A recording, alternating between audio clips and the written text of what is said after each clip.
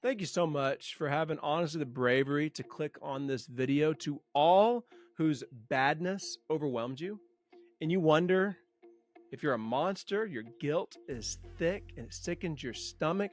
Who is Jesus in these moments? That moment to you.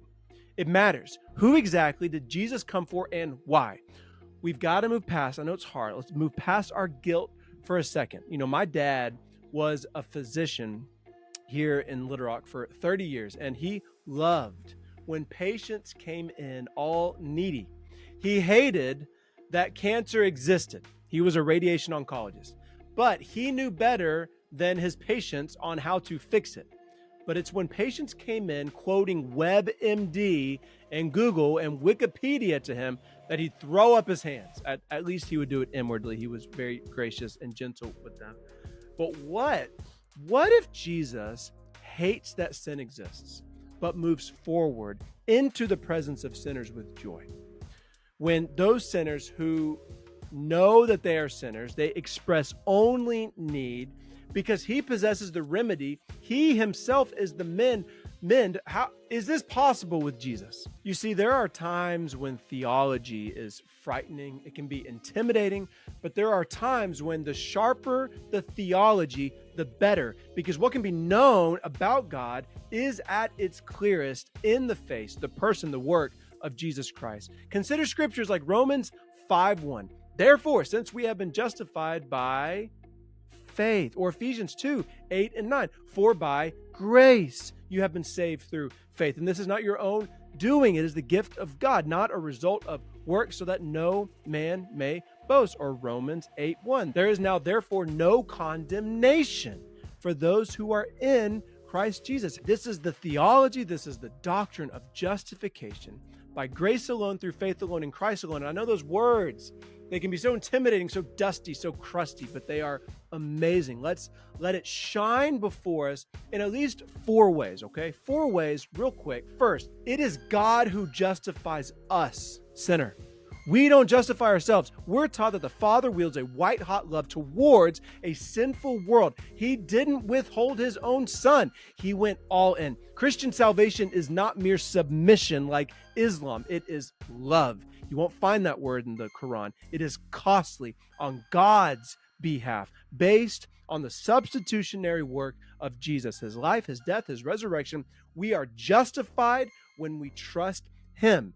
Does God think you earned heaven? No. He looks to the cross. And when you're united to Jesus, you're welcomed. You are as welcomed as Jesus is into heaven. The second thing is we see in the doctrine, the theology of justification by grace alone, through faith alone, in Christ alone, we see how monstrous our sin really is, which I realize is heavy and can bring guilt, and it should. We actually have only just a glimpse of how robust and thorough and pervasive our own sin is. One look at the cross should cause us to shudder. If we would have been there, we would have vomited. Sin is so thick, it is so dark that only the Son's own blood could clean it. We couldn't take care of that ourselves.